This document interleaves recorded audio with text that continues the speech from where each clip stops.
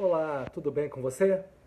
Vim aqui para fechar a trilogia sobre as perspectivas do direito civil diante dessa chamada terceira modernidade ou capitalismo de vigilância.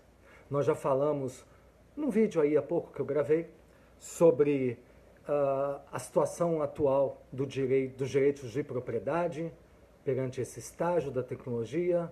Em um segundo vídeo, eu fiz uma exposição sobre a implicação desse momento sobre os direitos da personalidade.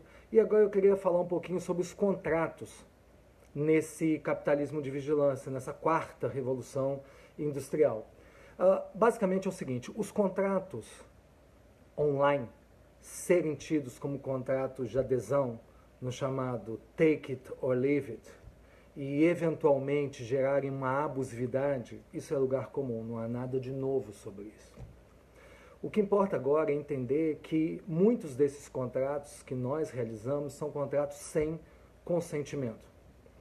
Há uma expressão utilizada em inglês chamada click wrap, que quer dizer clicar e embrulhar, porque a pessoa ela se enrola em contratos opressivos.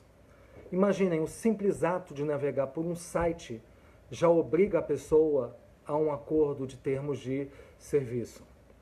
Os usuários, paradoxalmente, eles preferem a chamada adesão rápida. Notem, não é um contrato de adesão, é a adesão rápida. O que é isso? Eles pulam a parte do conteúdo do acordo de termos de serviço, que demoraria uns 45 minutos, e preferem em 15 segundos apertar o OK. Muitas vezes por quê? Porque se eles não assinarem, a opção não é apenas não contratar, mas pode ser até contratar, mas contratar com redução de funcionalidades, com redução de serviços, com redução de segurança. Então nós entramos numa nova fase contratual, que não é apenas ao tempo da celebração, porque esses termos de serviços eles podem ser alterados a qualquer momento, sem o conhecimento do usuário. É uma apropriação unilateral de direitos. Vou colocar uma coisa a mais. Os acordos de termos de serviço, eles possuem políticas de privacidade, que não são de privacidade alguma, são políticas de confidencialidade, porque o fornecimento da sua informação que é a alternativa ao consentimento do uso. Ou seja, você contrata e obrigatoriamente compartilha com terceiros, que são fornecedores, analistas preditivos do Google, uma publicidade direcionada, você compartilha informação com eles, ou seja, eles são terceiros que obtêm benefícios contratuais, mas eles não declaram qualquer responsabilidade, sequer se identificam. Então imagina um exemplo prosaico da pessoa que adquire um colchão inteligente. O fato do produto ser adequado e seguro, tal como diz o CDC hoje, só é a superfície. Por quê? Porque além dessa aquisição do produto, há uma rede contratual, um emaranhado que embute a contratação de um software, de serviços, de uma rede. Então essa inteligente do colchão, essa palavra inteligente, é um eufemismo para renderizar a sua personalidade.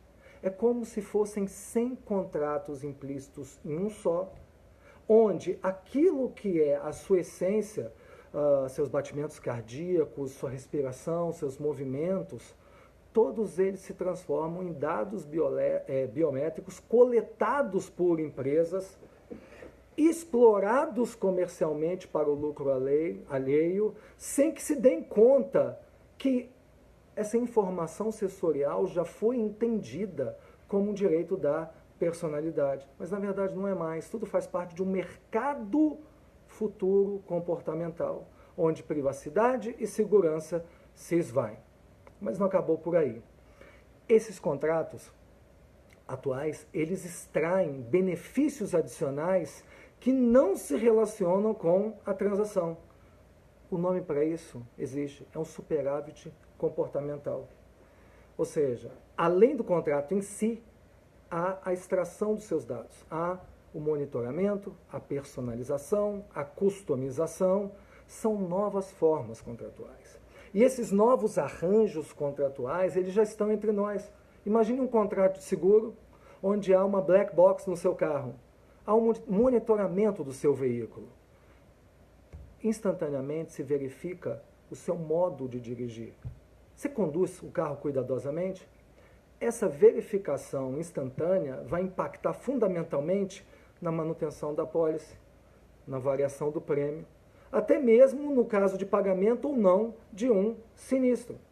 Vai dizer, esse superávit extraído da experiência do motorista, a experiência que era um traço da sua personalidade, uma situação existencial, ela passa a ser observável, modelável e vai induzir a uma alteração de comportamento. Em suma, nós sacrificamos nossa liberdade em troca de conhecimento. Conhecimento que não é propriedade nossa, é propriedade deles.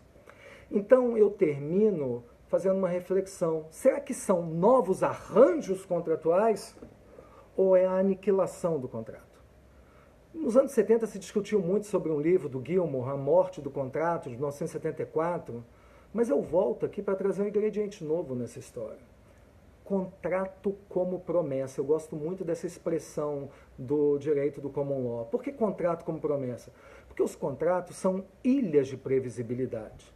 É no contrato que nós encontramos cooperação, diálogo, confiança mútua, até mesmo para a resolução de disputas. Por que o contrato existe como uma ilha de previsibilidade? Porque em qualquer contrato existe o risco humano, o risco jurídico, o risco econômico, e tudo isso requer contratos que são promessas mútuas, legalmente vinculativas. Eu quero dizer que todo contrato complexo, ele é incompleto. Ele é incompleto porque o futuro é desconhecido. Há incerteza. Pode haver uma alteração de circunstâncias, pode haver Covid. Ou seja, o caráter social do contrato, ineligivelmente, ele gera conflitos, mas ele também produz adaptações.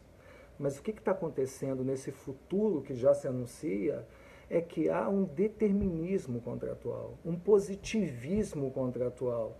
Ou seja, esse processo de máquinas, ele elimina as incertezas. Ou melhor, ele transforma as incertezas em resultados comerciais garantidos.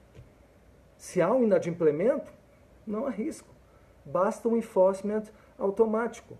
Ou seja, se você está financiando o seu carro e não pagou a prestação, imediatamente há a desativação automática do seu veículo. Ele é localizado e imediatamente recolhido ao credor. É aquela ideia que o Oliver Williamson trata muito bem.